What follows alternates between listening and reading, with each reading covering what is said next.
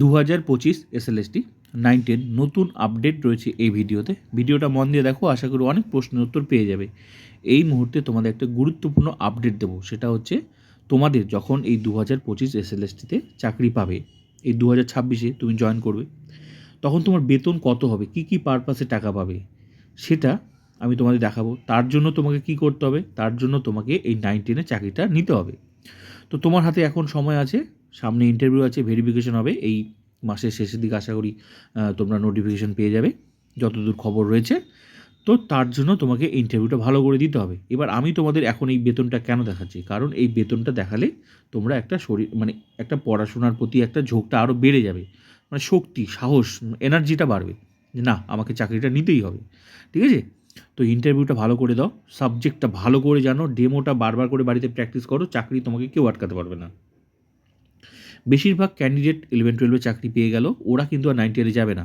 তো যারা ভেরিফিকেশন ডাক পেয়েছো, তোমাদের কিন্তু একটা সোনায় সোহাগা। ঠিক আছে? তো আর অনেক ক্যান্ডিডেট আবার ভুয়ো তথ্য দেওয়ার জন্য সে তো ভেরিফিকেশন থেকে বাদ হবেই, যেভাবে তোমরা দেখেছো 11-12-এ। তো আমি তোমাদের ডিটেলসে দেখাচ্ছি এই বেতনটা, সঙ্গে তোমরা বুঝতে পারবে যে কেন তোমাকে ইন্টারভিউটা ভালো করে দিতে হবে, কারণ তোমার বেতনটা দরকার। ঠিক আছে? দাঁড়াতে হবে। তো চলো দেখে নেওয়া যাক। এই মুহূর্তে তুমি যখন চাকরি করবে, তোমার প্রথম স্যালারি কত হবে, 2026-এ তোমার স্যালারি কত হবে?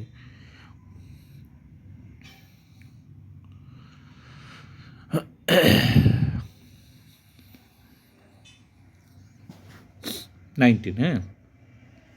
অনেকের প্রশ্ন যে হচ্ছে তোমার ওই কী বলে এসসি এসটি ওবিসি বা সায়েন্স আর্টস, এদের কি বেতন আলাদা? না, এরকম কোনো সিস্টেম নেই। তুমি 9-10-এর যোগ্যতায় ঢুকেছ, তোমার 9-10-এর বেতনই তোমার সবার সমান। ঠিক আছে?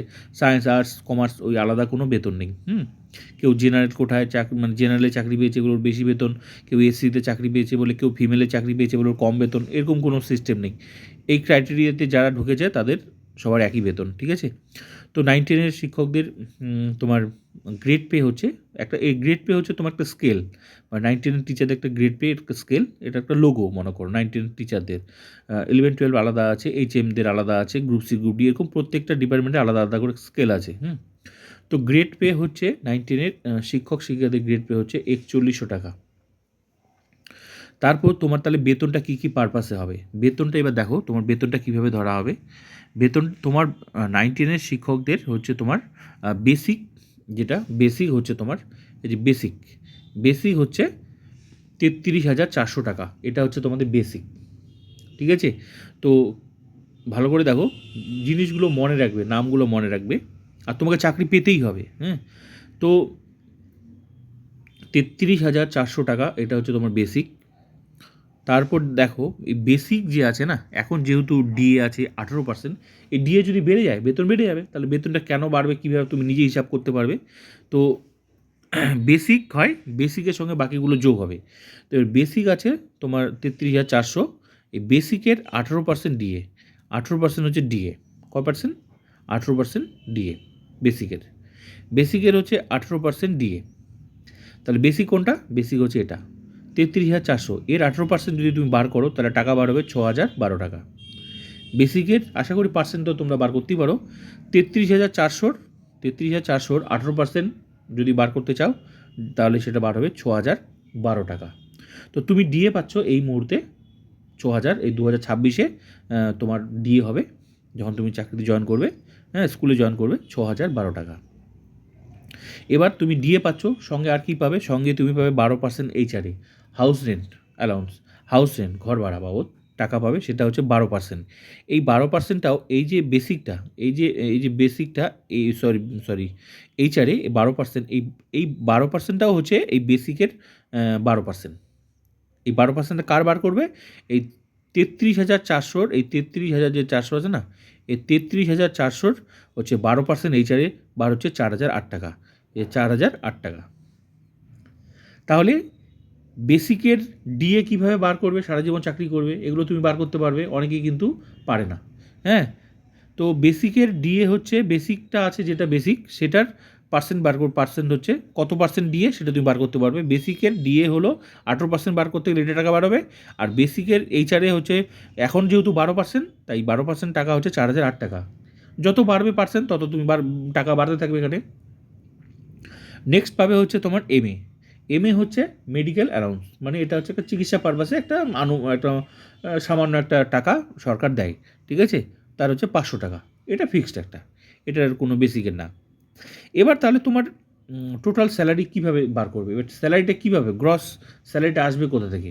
গ্রস স্যালারি তোমার যোগ করবে বেসিক, এই যে বেসিকটা এটা প্লাস তারপর ডিএ প্লাস তারপর এইচআরএ প্লাস এমএ প্লাস, এগুলো সব মিলে তোমার হচ্ছে গ্রস স্যালারি আসবে, গ্রস হচ্ছে টোটাল স্যালারিটা আসবে তোমার।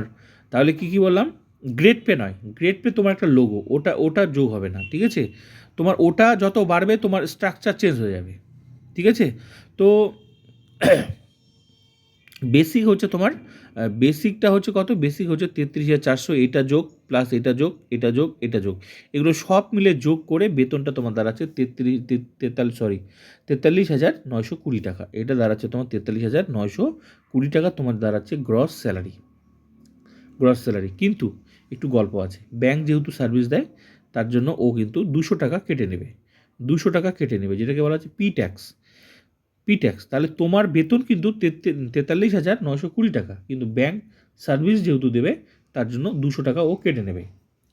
তো তাহলে তুমি কেটে ছেটে তোমার ব্যাংক অ্যাকাউন্টে টাকা ঢুকবে 43,000, হ্যাঁ, তো পি ট্যাক্স হচ্ছে তোমার পি ট্যাক্স 200 টাকা কেটে নিচ্ছে ব্যাংক, সরাসরি কেটে নেবে, যখন অ্যাকাউন্টে টাকাটা ক্রেডিট হবে কেটে ছেটেই ঢুকবে তোমার অ্যাকাউন্টে, ঢুকবে হচ্ছে 43,720 টাকা। প্রথম এই যে 2026-এ যখন তুমি চাকরিতে জয়েন করবে, আগস্টের আগে, মানে এই ভোটের আগেই সম্ভবত হয়ে যাবে, যা খবর রয়েছে পাক্কা ভোটের আগেই হবে, ঠিক আছে।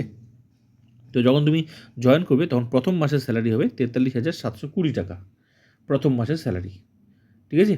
তো প্রথম মাসের স্যালারি 43,720 টাকা তোমার অ্যাকাউন্টে ক্রেডিট হবে, মানে তুমি হাতে পাবে, হাতে তো না, অ্যাকাউন্টে ক্রেডিট মানেই তুমি টাকাটা তুলতে পারবে যে কোনো মুহূর্তে।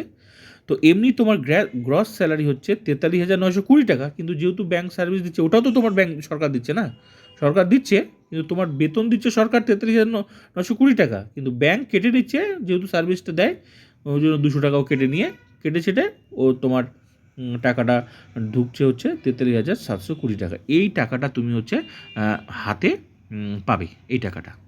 তো আশা করি বোঝাতে পারলাম। তারপর বছরে বছরে স্যালারি বাড়বে, ডিএ বাড়বে, যত বাড়বে আরও বাড়তে যত বছর যাবে তত তোমার প্রচুর টাকা বাড়তে থাকবে। তো এই যে স্যালারিটা, এই স্যালারিটা নিতে গেলে তোমাকে সামনে পাস করে গেছো, ভেরিফিকেশন ডাক পেয়ে গেছো, শুধু একটু খালি এনার্জিটা বাড়াও, শরীরে একটু এনার্জিটা বাড়াও, সামনে ইন্টারভিউ আছে, এই ইন্টারভিউটা ভালো করে দাও, ব্যাস, তারপর আর কে পায় তোমাকে। ক্লিয়ার? আশা করি অবশ্যই তোমরা ইন্টারভিউটা ভালো করে দেবে, একটু ভালো করে দাও, ডেমোটা ভালো করে দাও, ঠিক আছে, কোনো ফ্রেশার্স ইন সার্ভিস গল্প নেই, ঠিক আছে, ভালো ইন্টারভিউ দেবে, চাকরি হবে।